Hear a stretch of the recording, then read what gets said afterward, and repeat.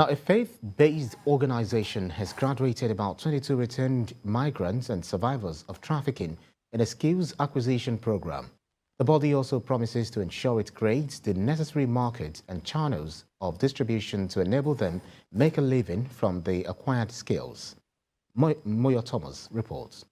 When I come back, I don't make anything. The woman will beat me. She even used a very hot iron on my back. Rachel Okon, not real name, is a 28-year-old victim of trafficking.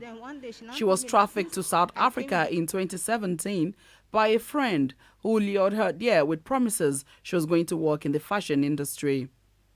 Upon arriving in South Africa, the story changed. So they told us that we'll be going out at night, and South Africa was quite very cold. So they told us that we'll be going out every night to go and hustle in town, that we'll be making money, that the money I'm going to pay them is $24,000 starts. Once I finish paying the $24,000 that they will now give me, because they now collected my passport, that they will now return my passport to me, and then I'll be able to be making my own money. So I now said, okay, because I didn't have any choice, because I'm already there and I have to respect the people that brought me. So I now told them, and I asked the woman, okay, what about the business I'm going to do and the woman that I came here to meet? So she now told me that woman, that she's not here, that she's my own boss.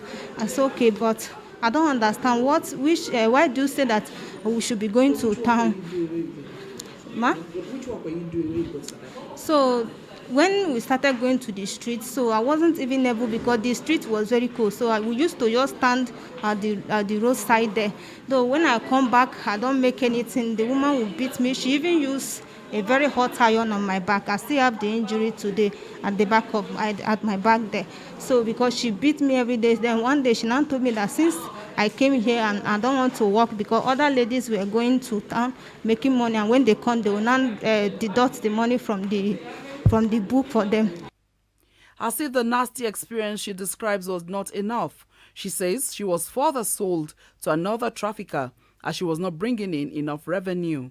So they do that. They molest even the girls from South Africa, the little girls. I don't know where they bring them from, but sometimes they will just come to the house. They'll be using them to be doing this prostitution work. So when the cameraman came, they took me naked pictures. They posted it on that website.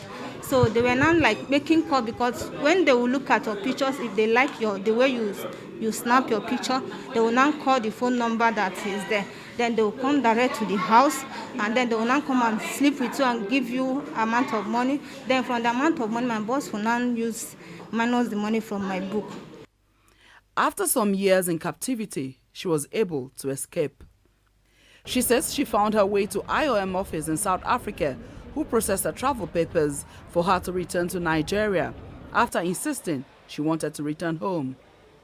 But returning home is just the first step for Rachel.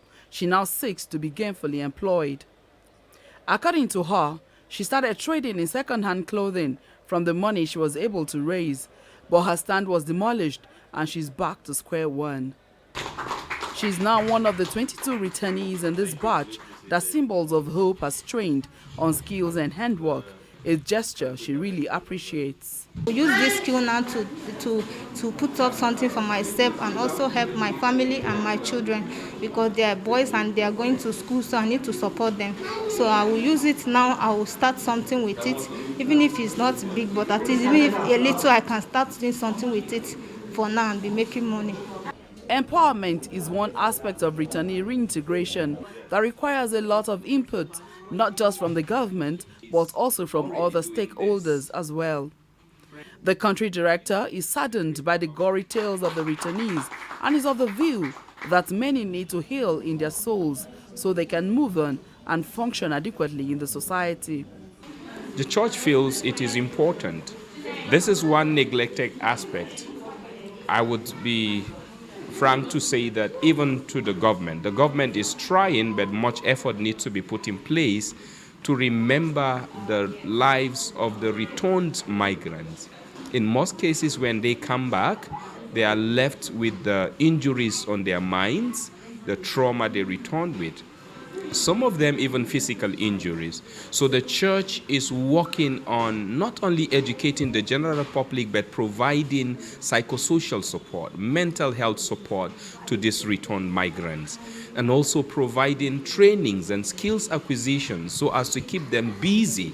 All this is in the effort to reintegrate them back into the society. He appeals to the government and other organizations to do more for returned migrants and trafficked persons. Symbols of Hope plans to replicate this effort in some other states in Nigeria, the effort that don't just give empowerment, but also hope of a good living to returned migrants. Moya Thomas, TVC News, Abuja.